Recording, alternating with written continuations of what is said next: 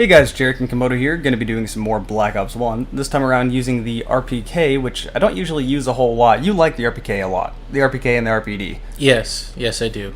And pretty much in any game where it's there, you're going to use it. I'm not really a giant fan of the RPK. This time around, for some odd reason, I was using dual mags. I'm not sure why. Dual mags are usually useful for me because it allows me to use something other than Scavenger, and I like running with Hardline. Dual mags usually give you double the amount of starting ammo, but with the RPK it doesn't, so I'm not entirely sure why I was using it. The extended magazine is a much better thing to use, so I don't know what I was doing. But I did have a decent game with the RPK, so I figured I'd go ahead and upload it. Spoiler alert, I did not get attack dogs, and the way I didn't get attack dogs was actually infuriating, and you'll see it when that happens. But yeah, the RPK, it's a hard gun to use in Black Ops 1. Like, I don't know how much you played Black Ops 1, I don't think you played it that much. No, not really. I don't know, I kind of hopped on that, this gun is bullshit, that gun is bullshit train, and I stopped playing, and, well, I never actually owned the game, so that was kind of a brick wall there. Well, it's not necessarily that the RPK is bad, it's very hard to find a specific role for it. The rate of fire is 750 rounds a minute, which is decent. That's not bad. But there are a lot of other guns in this game that have something like 900 rounds per minute and faster, so up close, even though this gun has some pretty decent hip fire, it's not really that great, and you're still going to get outmatched by almost any submachine gun or FAMAS or an AUG. Combine that with the fact that, it's a light machine gun, it has a very slow aim down sight time. It's overall just not a favorable gun to use up close, and combine that with the fact that this gun has really high recoil, it makes shooting anyone at range kind of difficult, so it's a tricky gun to use. It does have high damage, so that kind of makes up for it. It's just not really something I prefer to use, really. It doesn't match my playstyle. I'm much more of an aggressive player. Light machine guns make you move slow, you aim slow. It really caters towards defensive plays. I'm just not a big fan of using the RPK in this game. I like using the M60, I'll say that much, but the RPK just isn't my gun. I guess that makes sense for me. I'm usually the guy kind of sitting back, shooting down aircraft and stuff, like the UAVs. Yeah, I used to have a rocket launcher set for my secondary, but with the RPK, you usually reload a little bit more than the other light machine guns, so I found a pistol was not necessarily really needed, but useful enough to have. And this guy is just camping in the back with a freaking rocket launcher. I went back to kill him, but I don't know if he died or what happened. He wasn't there anymore. He was the wind. So he farted away? Sure. He broke himself. Anywho, let's go move on to the questions before we just rant away the entire video. This question, what characters do you see being added into Smash Bros. 4? I gotta have a disclaimer for this question. I'm very pessimistic about Smash 4 after Brawl. I mean, I've ranted about this enough. I like playing Melee. Brawl was not a competitive game. I felt like Nintendo really stabbed its hardcore fanbase in the back with Brawl. So I don't know if they're going to make up for it with 4. I'm staying, I don't have an opinion about the game. I'm not going to immediately say, I hope this game sucks. It's not like that. If the game is good, fantastic. If it's that good to be Melee status, I will literally buy a Wii U if it ends up being that good. Like, I like Smash. But, again, with Brawl, I'm pessimistic about the game. I don't want to get hyped about it. I just don't want to be excited about Smash again and then just have my dreams crushed by Nintendo. Because it happened once before. But yeah, let's just go ahead and move on to the question.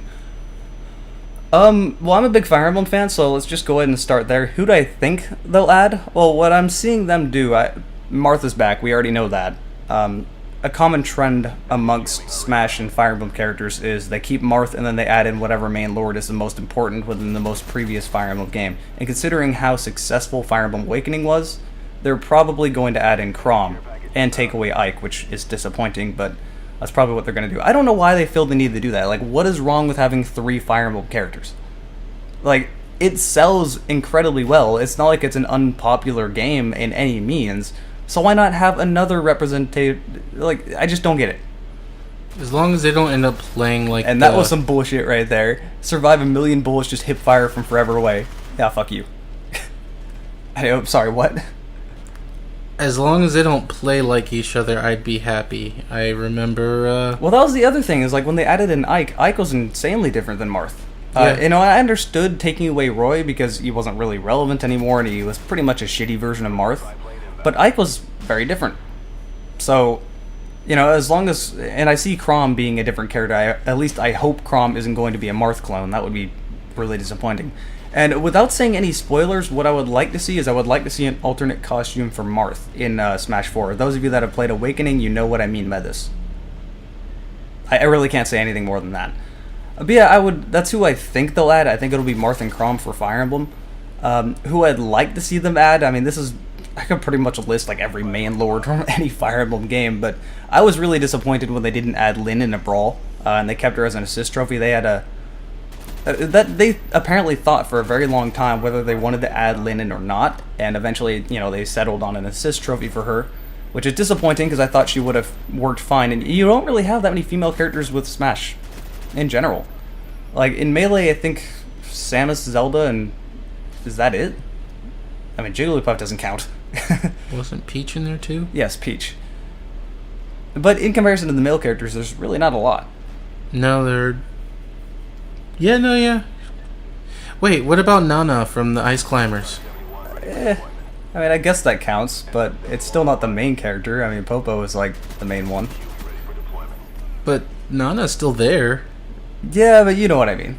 And this is where I didn't get my attack dog, so this made me annoyed. So I'm watching my my Blackbird on the radar. He turns away. I somehow don't notice that Claymore there, even though it's glowing red because I have Hacker, and it stops my kill streak. And then I went full rage mode with my kill streaks and killed a ton of them with it.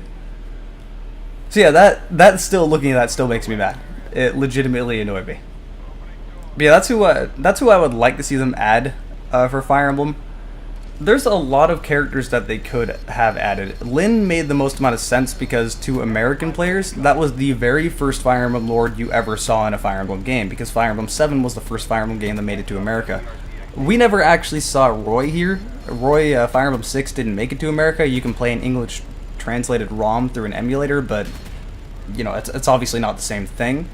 Funny enough, Roy was in his own game kind of a terrible character. And in Melee, he was a terrible character. So I guess that works. I guess that worked out, as disappointing as it was. It really was disappointing because, you know, I played a ton of Melee. At heart, I consider myself to be a Roy main, even though I completely understood Martha's a much better character, and Martha's my main for competitive gameplay, but I liked Roy more.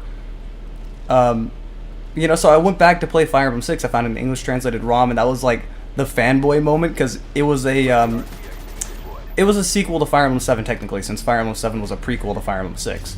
So there's a bunch of different characters that are just, you know, they're the same characters from older Fire Emblem games, but they're older. And it just ended up being really disappointing that Roy ended up being terrible because he promoted with only like 1-2 levels left in the game, and you had to carry him and rescue him everywhere. So that was frustrating. But yeah, we'll continue on with this question in the next video. For this, I guess I can just sum it up for Fire Emblem, saying it'll be Marth and Crom. I won't be surprised at all if that's the last thing. So I'll be surprised if Ike's still there, which is, you know, it sucks he'll be gone. I'd like to see more, but I don't think that's going to happen. Anyway, there's been some more Black Ops 1. Even without getting attack dogs, went 28-4. It's still not a fantastic game, but I don't really care to use the RPK, and I figured to go ahead and upload some gameplay of the RPK to keep you guys happy with that, since some people were saying I don't use light machine guns enough. So hey, there's been some more Black Ops 1. Hope you enjoyed it, and later.